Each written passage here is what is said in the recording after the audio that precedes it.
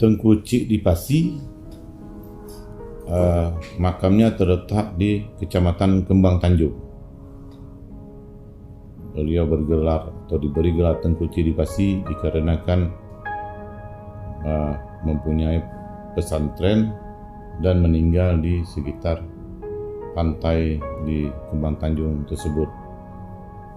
Peranan beliau itu sebagai pemuka agama, pengajar ilmu agama Islam, dan menurunkan ulama-ulama yang mampu dan pandai di seluruh Aceh, sehingga keberadaan makam beliau itu sangat dimuliakan oleh masyarakat sekitarnya.